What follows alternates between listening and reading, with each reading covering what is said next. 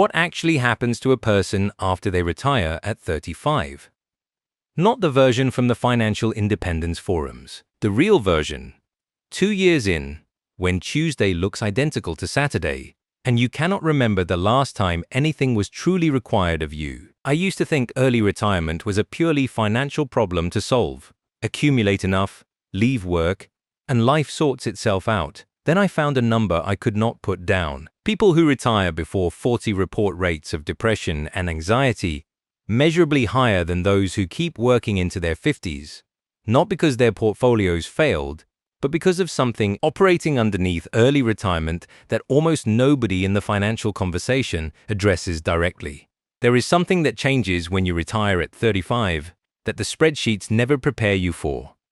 By the end of this video, I want to show you exactly what that is. For most of my adult life, I thought about early retirement the way most people drawn to the idea do, as a pure financial optimization problem. You calculate your annual expenses, you multiply by 25, you build a portfolio to that number. You leave. The financial independence community has mapped that journey with extraordinary detail, and the framework is genuinely useful. What it does not map, what I found almost nobody was discussing with equal rigor, is what the transition into that life actually does to a person over time. Not week one, not the first year, when everything still feels like an extended holiday. The year after that. The one after that. I started reading accounts from people 3, 5, 7 years into early retirement, and what I found there was considerably more complicated than the calculations that got them through the door. That complexity is what I want to examine honestly today. I spend way too much time turning financial systems into data you can actually see. If what I am sharing today is useful to you, hit subscribe. It helps more than you know. Before any numbers, let me give you the clearest possible picture of what early retirement actually involves, because most people approach it as a destination, when it is more accurately a system that needs to be rebuilt. Think about a high-performance engine designed to run under load. Running at temperature, all components purposefully engaged, converting fuel into motion. Now imagine that same engine idling indefinitely in a driveway. It still runs, but idling was not what it was built for.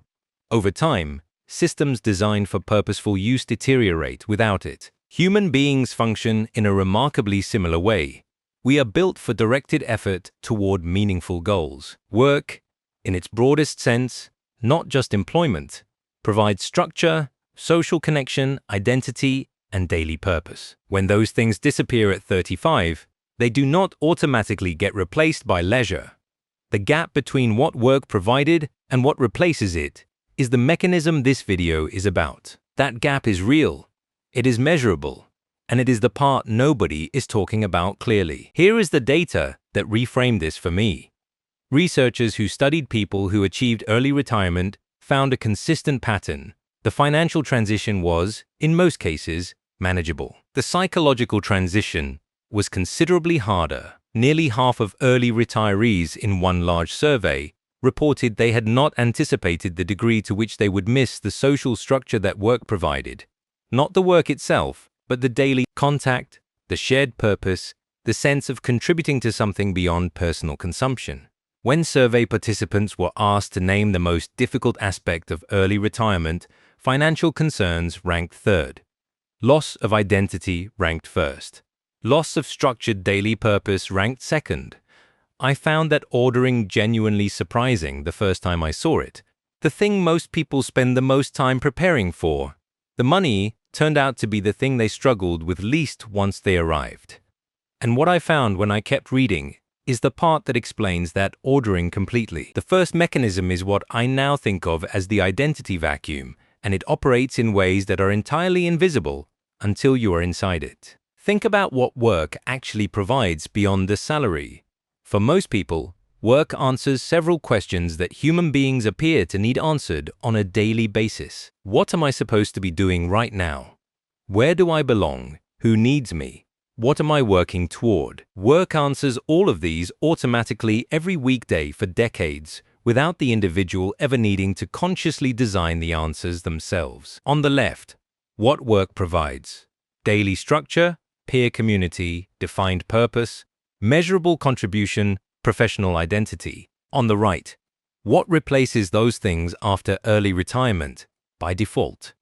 In most cases, the right side is empty, not because the early retiree is lazy or unimaginative, but because building a life that provides those things without an employer requires a completely different skill set from the one that built the portfolio. The financial skill set says, save more, spend less, optimize the gap. The post-retirement skill set says, design a life that gives you genuine reasons to engage with each day that have nothing to do with money. Most people pursuing early retirement spend years developing the first skill set. Almost none of them spend comparable time developing the second. That asymmetry is where the difficulty lives. The second mechanism sits entirely on the financial side, and it is the part of early retirement mathematics I found most consistently underestimated by people doing the planning. I call it the 50-year problem. Think about a bridge engineered to carry traffic for 30 years. The designers calculate load tolerance, material fatigue, and maintenance requirements within that design lifetime.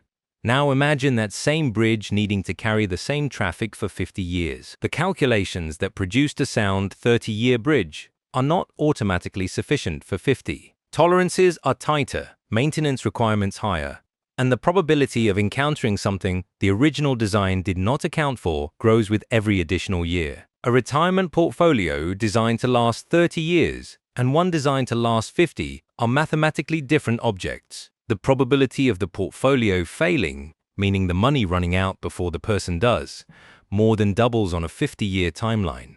This is what financial planners call sequence of returns risk, which simply means the pattern of market returns in the earliest years of retirement matters enormously to whether the portfolio survives over very long periods.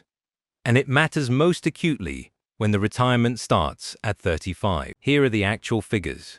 A household retiring at 35 with annual expenses of $60,000 needs approximately $1,500,000 to satisfy the conventional 4% withdrawal guideline. Most planning software runs retirement projections to age 90, a 55-year retirement, at a 4% withdrawal rate against historical market data. The probability of a portfolio lasting 55 years is measurably lower than its probability of lasting 30. At 3.5% withdrawal, a more conservative approach suited to the longer timeline, the required portfolio increases to approximately $1,714,000. At 3%, $2 million exactly. The gap between what a standard calculator suggests and what a 55-year retirement actually requires is not trivial. It is the numerical distance between a plan built for conventional retirement and a plan genuinely engineered for early retirement's unique demands. That is a gap most people planning for early retirement have never specifically calculated for themselves. Here are the 3 things I now understand about retiring at 35, but I did not understand before examining this closely. The first, the financial preparation and the life preparation are 2 entirely separate projects of roughly equal importance. Building the portfolio is the first project. Designing a life with sufficient meaning, structure, social connection, and purpose to sustain 50 or more years of genuine well-being is the second. Most people only consciously work on the first. The second, the 4% withdrawal guideline, was developed for 30-year retirements. A 55 or 60-year retirement from age 35 requires a more conservative withdrawal rate, and therefore a larger portfolio than the standard calculation produces. The difference between those 2 numbers is one of the most important and least discussed facts in the early retirement conversation. The third, the hardest things about early retirement are not financial. They are the loss of identity, structured purpose, and social belonging that work provided without effort. Those are not small things. They are the quiet infrastructure of a functioning life. So, why does everything change after you retire at 35? And why does nobody talk about it? Here is the honest answer this video promised to deliver. 2 things change that the financial plans never fully account for. The first is internal. The structure, identity, purpose, and social belonging that work provided do not get automatically replaced by freedom. Freedom is a condition. It is not by itself a life. Building the life that makes freedom meaningful is a separate project, as demanding in its own way as building the portfolio that makes freedom financially possible. The second is mathematical. A 55-year retirement is not a 30-year retirement with more time attached. It is a different financial object, requiring different withdrawal rates, different risk tolerances, and a significantly larger portfolio to reach the same probability of success.